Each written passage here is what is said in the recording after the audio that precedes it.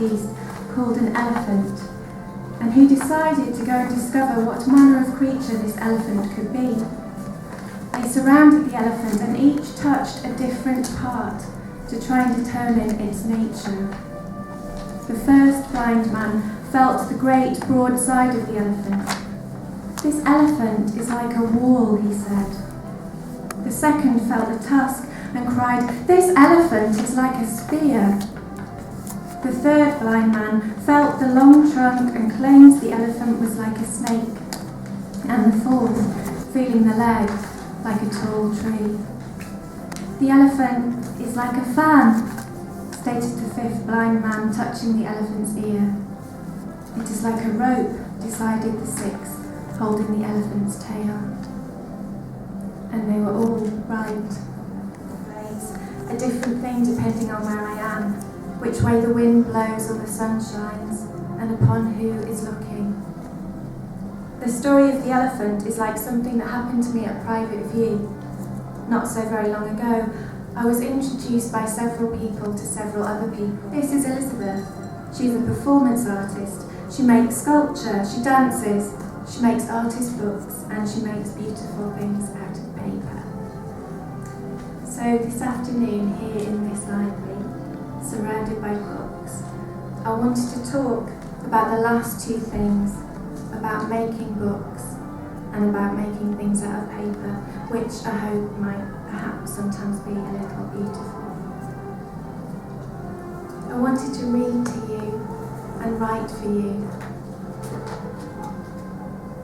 I don't want to tell you about being born and growing older and studying and the techniques I use and how I do or do not promote myself. But I do want to tell you about how I love books, how they are my favourite thing, and about the colour of paper and the way it feels and the smell of it, and how opening a book is like opening a door into Wonderland, and how we can lose ourselves in a book and find ourselves, and how those things say more, I think, about what matters in my work than anything else I could tell you. And I wanted a structure for this talk, a familiar shape. So, it will take the form of a book. You can think of the elephant story as an opening quote, and this part an introduction, and we have here a table of contents. And there will be 7 chapters and several small sections of photographs with brief descriptions, like those 2 or 3 clusters of coloured plates in biographies or natural histories on shiny paper which somehow seems out of keeping with the other pages. Oh, and there will be another small amount of audience participation, but it isn't frightening, and I promise you won't have to sing. And then there'll be an opportunity for questions and a few brief appendices, and then we shall have tea. I do have to warn you that I will be bringing several somewhat improper things into this library, which I imagine would ordinarily be frowned upon. I have already introduced an elephant into the room. Later I will be bringing in fish and chips.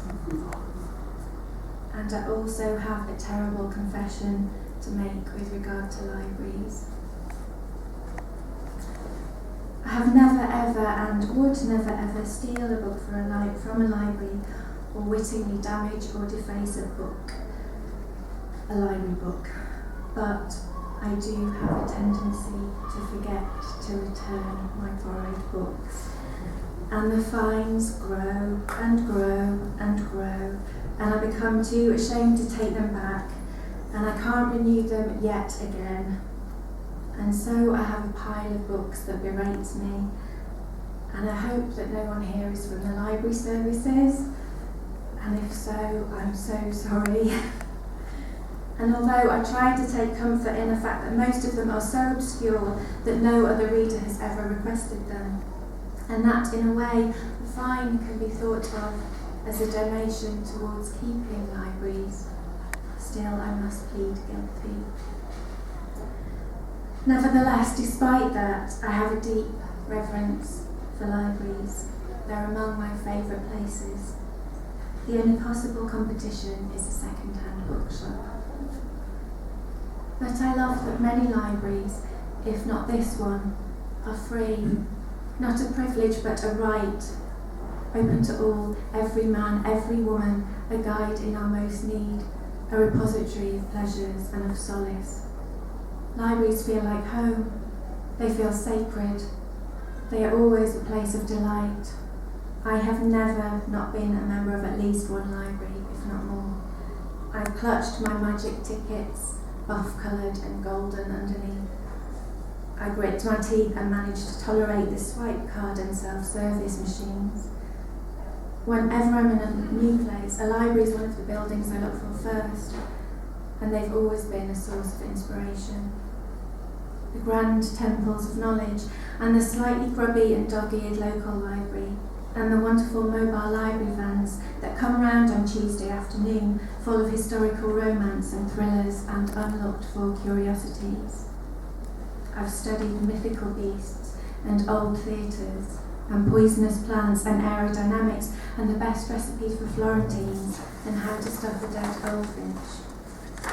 They are a treasure trove, a splendid collection, a refuge, a place of adventure and solace, the beginning of infinite journeys. We can descend into the inferno or voyage to the moon and beyond. We can bundle up our belongings and our longings in a red-spotted handkerchief, step into a pea-green boat and set off to make our fortune and to see the world. We can go to Narnia and to Gormenghast and Xanadu and to Antarctica and Constantinople and to Wonderland.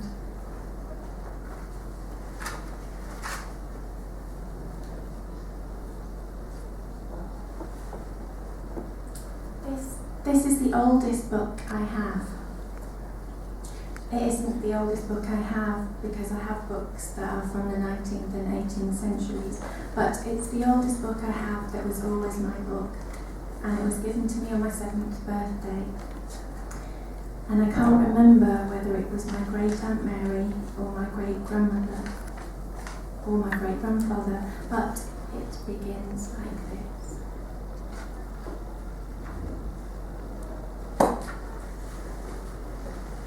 Alice was beginning to get very tired of sitting by her sister on the bank and of having nothing to do. Once or twice she peeped into the book her sister was reading, but it had no pictures or conversations in it. And what is the use of a book, thought Alice, without pictures or conversations?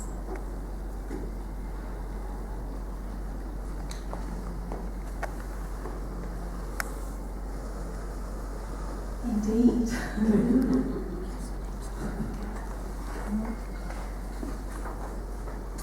We'll have some conversation later, I hope, but there's some pictures.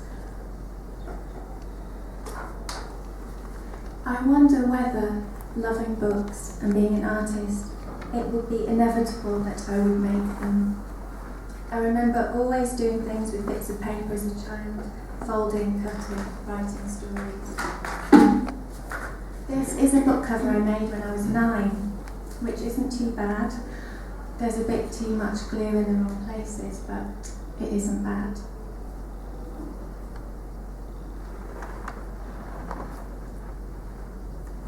Abracadabra. These are books I made several months ago. Not perfect yet, but improving. And in the last few years, the creation of artist books has become a more formal part of my practice. And I'm still learning, and I shall undoubtedly not make anything as skillful and beautiful as the books around us. But I do so like the folding and the stitching, the tools of the trade, the bringing together of mind and matter in a book. The writer and book artist Audrey Niffenegger asks in an essay, what does it mean to make a book? And she states 4 things. To make a book is to gain power over objects. To make a book is to create physical form for ideas. To make books is to contend with beauty. To make books is to time travel, to magically acquire the ability to be in many places at once. The Victoria and Albert Museum defines an artist's book as a book made by an artist. We could talk for a very long time about what an artist is and is not, and what a book is and is not.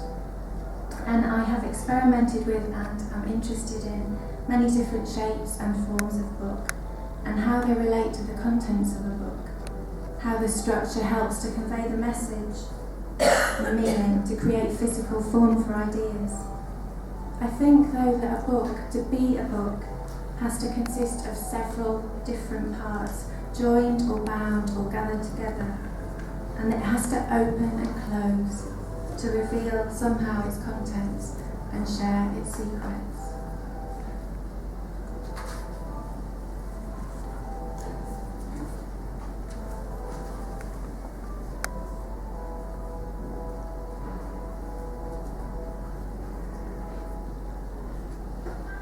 A few pictures of some books that I've made.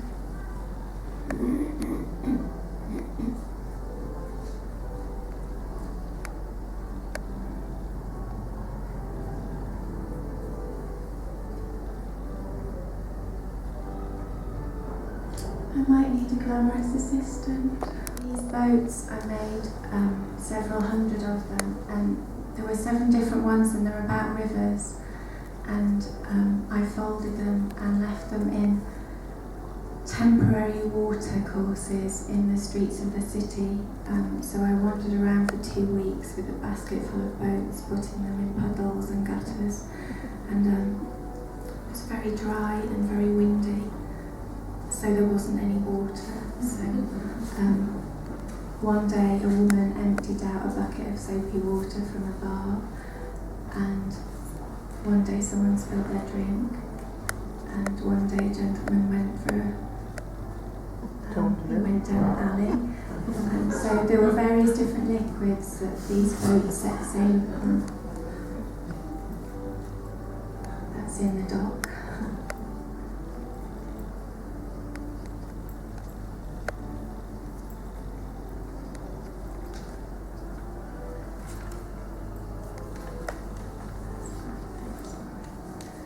I've also very occasionally, as you can see, used books to create structural forms, exploring layering or altering of pages to convey an idea through shape.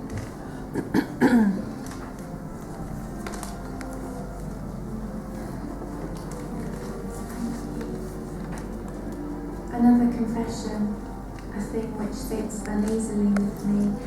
If I say I love books so very much, how can I have done this?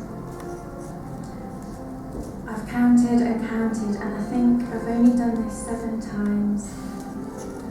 4 times were from books rescued from a rotting shed that would have been thrown away. 2 were from a skip outside a library that would have been thrown away. 1 was a broken book given to me by a stranger in Paris that would otherwise have been thrown away. I don't know whether it's better for these books to rot in the ground or for them to be used. I'm not sure. I'm sorry and I'm ashamed. I don't think I could have done this. I hope I could have done it, not have done this, had the books not been abandoned, not been going to be thrown away, and the work clamoured to be made. I don't intend to do it again. I find other artists seemingly wanting the destruction of books very difficult, but then I've also used broken magazines and broken sheet music, albeit after musician friends have passed the books, given them their approval. With these altered books, the form is influenced by the contents of the books, but with other paperworks, it is the qualities of paper which are foremost, the ways it can be torn, cut, folded, glued, the colour, the way it stains and cockles, foxes and falls, its strength and its fragility.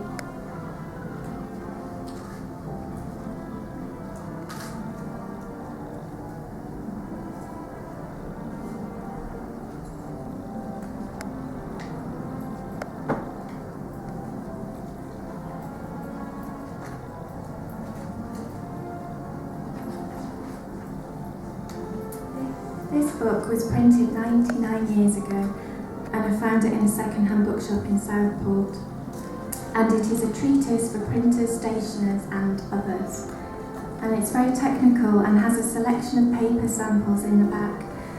It talks of how different kinds of plants, different wood or rags make different sorts of paper.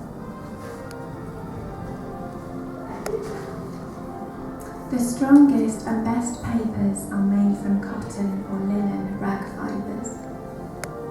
Papers made from cotton are softer than those made from linen, and the tenderest rags, such as worn muslins, are employed for blotting papers. Rags are the cast-off fabrics of the civilized world. Having served their purpose in administering to the comfort of mankind, they are sorted, graded and offered in the market for paper makers. For the manufacture of paper for banknotes, new linen cuttings are used, but this is an exceptional material for a special purpose. And it goes on in great detail.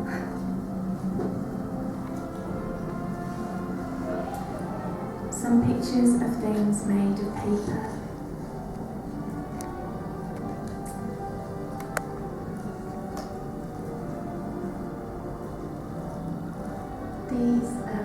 Some of you might have seen some birds I've made out of paper, and these are how they begin. I suppose they're like chicks.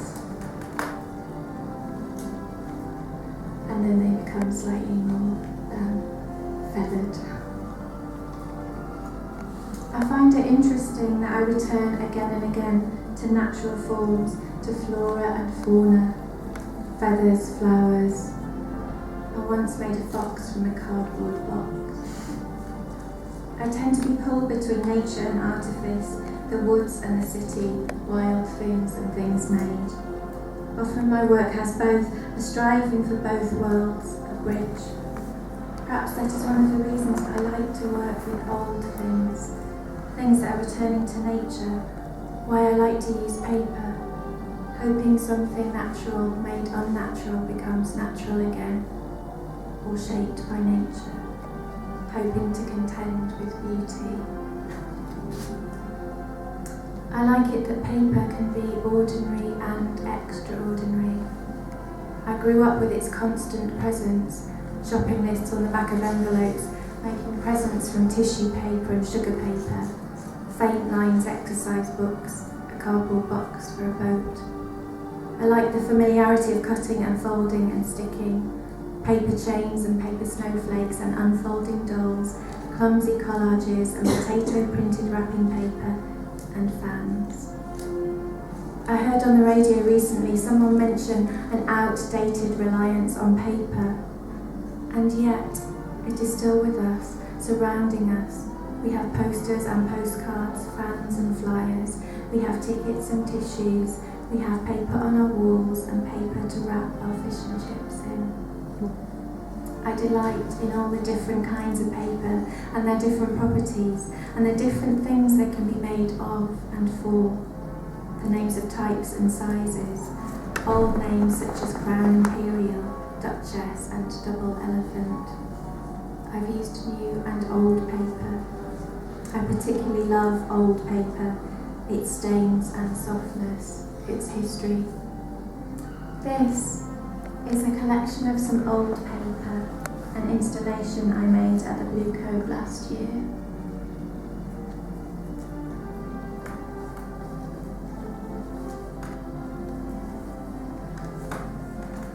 I've travelled to London to buy Japanese paper as light as a feather, and I've picked up dirty scraps of paper from the street.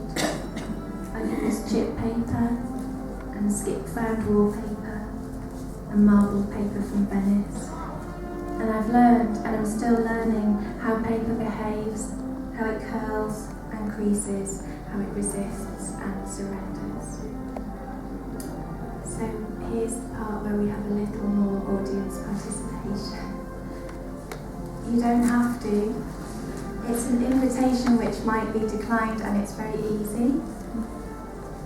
If you accept, you'll see that as well as your fan, you have a smaller sheet of paper. For your health and safety, I have to warn you that you're at a slight risk of paper cuts. There's some plasters on the table over there. This is newsprint paper for printing newspapers, also used for wrapping fish and chips. When paper is made, it forms a web of fibres. In handmade paper, these fibres are crossed over each other randomly, but in machine paper, the process of drying the paper causes the fibres to line up in a particular direction. This is known as the grain of paper. And when making books, it is important to work with the grain when folding and gluing and binding, to not go against the grain. When I'm teaching book arts, I show students how to test the grain of various different kinds of paper. And one of the best ways is by tearing. So, if you'd like to tear your paper two different ways, lengthways and crossways, like this,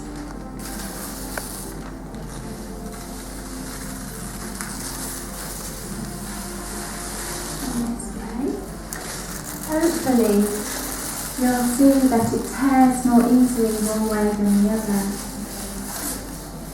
So you should get a straighter line tearing it one way. Then you do the other way. You might have noticed this when tearing up newspaper or when tearing tissue paper. If you tear it wrongly, you get a tiny piece and then a big raggedy piece. This paper is long grain paper because the grain, the way it's easier to tear, runs down parallel to the longest side of the paper. So that's one of the ways to tear the grain of paper. And I'll relieve you of your scraps later, or you can keep them.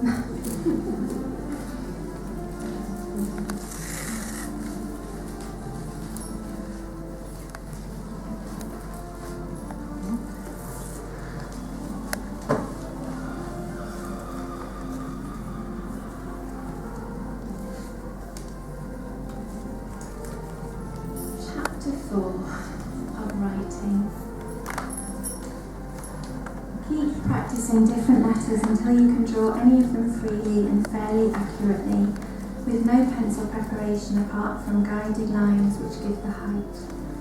Try not to do all this practice without a conscious interest in the beauty of the lines. There is a charm, nay, a fascination in doing well even such a small thing as the drawing of a single line. Practice, practice, and you will add to your joys of life as well as to your ability in a very useful art. The art of lettering and layout, including illumination and book decorating, by Len A. Doost. Most of my work is three-dimensional, and I'm sometimes intimidated by a flat blank sheet of paper. I regret, one of those artists who rarely draws. I should draw more. But I write a lot. My sketchbooks are more rightly called notebooks. I write scraps of thoughts, ideas, random words, overheard words. I write a lot of lists. I write lists of strange words, or words with the colour red, or names for gin. Lovely lists to set against the tyranny of those interminable lists of Caesar's chores and too many tasks. A list. I write letters. My writing is sometimes illegible, and people have claimed to resort to a magnifying glass or just try and guess what I'm saying, which is not always what I was saying. I'm drawn to the physicality, the here, now, earthbound presence of writing. I admire the difficult discipline of calligraphy. I like the perfect pen. I like ink, black, blue, black, brown, red, quills and quink, pen and ink. Ink made from soot and from oak apples, invisible ink, scratchy nibs and cartridges. And once acquired, the simplicity and ease of writing. that we might write also with a tuned pencil, or with coloured chalks, or with paint or blood, or with a finger in breath on a window pane, or with a stick in a stretch of wet sand, shaping our meaning, shaping our words.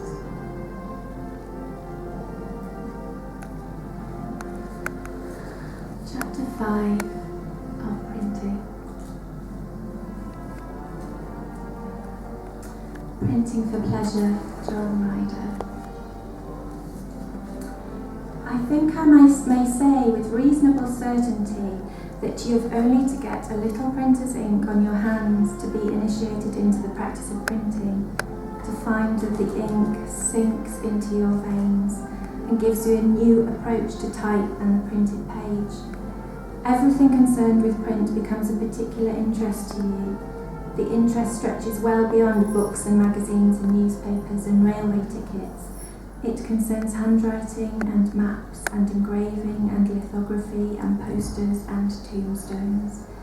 Any of these sidetracks may lead you towards some particular study and be your inspiration for years to come.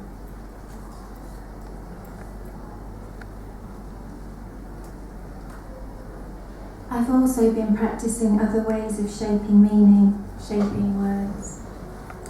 One of the other things, apart from Alice's adventures in Wonderland and through looking back on what Alice found there, one of the other things I was given was a silver reed silverette typewriter, which I still have, and I also have an Imperial Good Companion, and it is, mainly.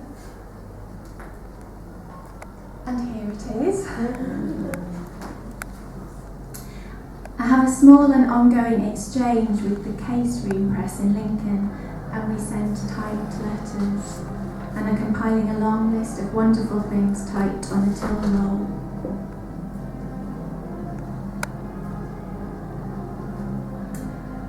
And also, over the last few years, I've been learning letterpress printing.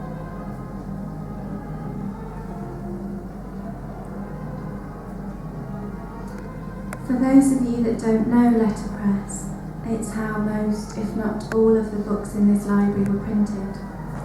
It uses movable type, invented by Gutenberg in the 15th century, and only superseded in mid-20th century by offset lithography, and more recently by digital print.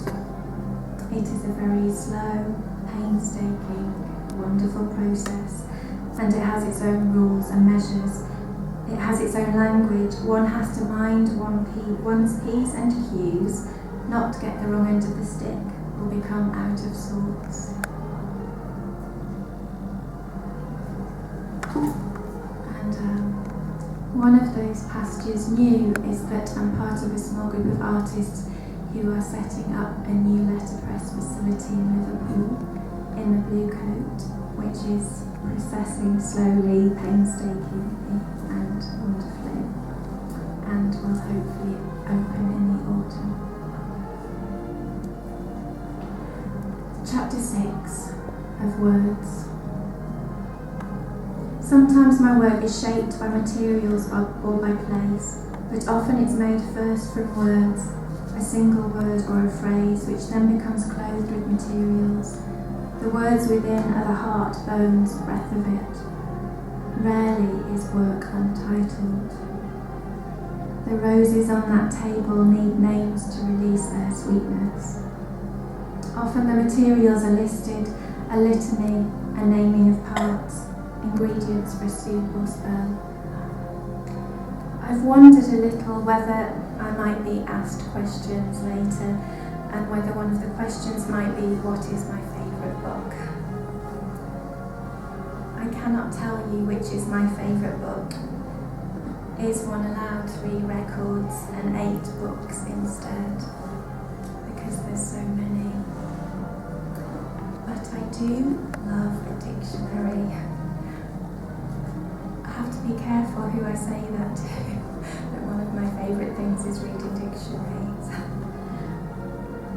A good dictionary, full, complete and unabridged. The older the better. I was asked a while ago to be part of a project called the Library of Lost Books. The Birmingham Central Library was being redeveloped, and they threw away lots of books to be pulped or burned or otherwise utterly destroyed. But an artist rescued them, and she sent one each to chosen artists to make something with, or alter, or add to, or otherwise engage with. And a parcel arrived in brown paper. And isn't brown paper lovely? And it was tied up with string, and that really is one of my favourite things to send or to receive. And isn't a brown envelope so very different? And I opened it. We're having a lovely double act here. And I opened it.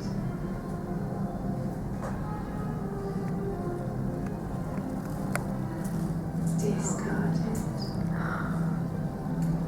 And I turned the page. Nuttall's Standard English Dictionary of the English Language. London and New York, 1886.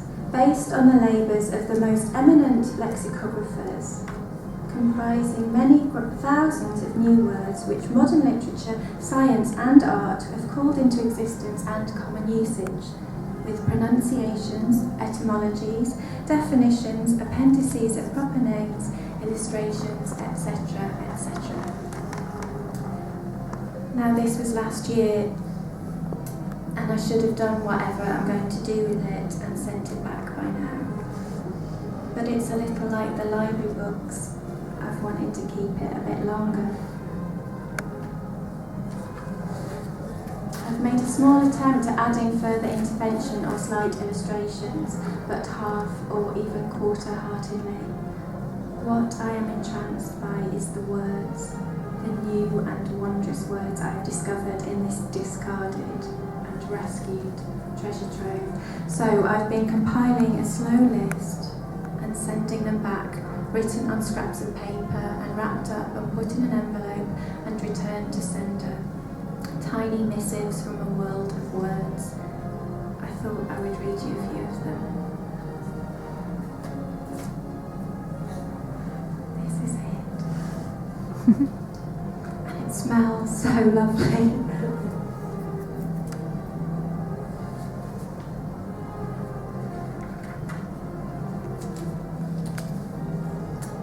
Chryselephantine, partly made of gold and ivory or overlaid with them.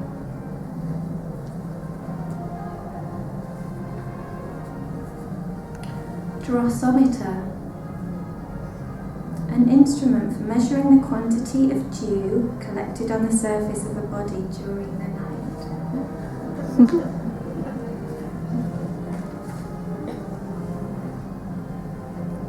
Dulciloquy, a sweet or soft tone manner of speaking.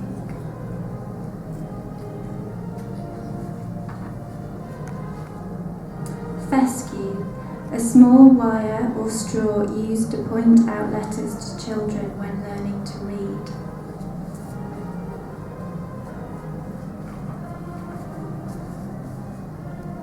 Merry thought, the forked bone of a fowl's breast.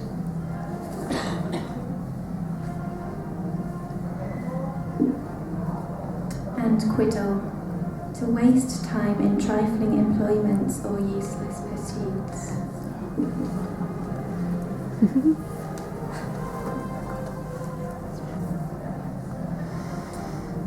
There is something compelling about a single word, its potency, its association and command and suggestiveness.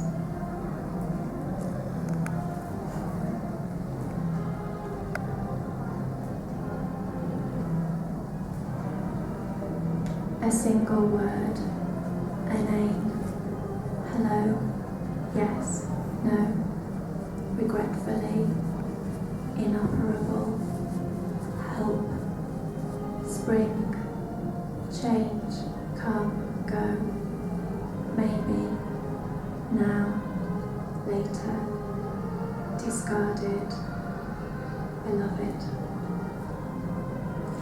It seems as though a dictionary, a vast collection of single words, contains within it infinite possibility. All poems, all plays and puns, all rhyme and reason, all season, all songs and all stories. Chapter 7 of Stories. Fairy Tales of Hans Christian Andersen. Listen, we are beginning our story. When we arrive at the end of it, we shall, it is to be hoped, know more than we do now.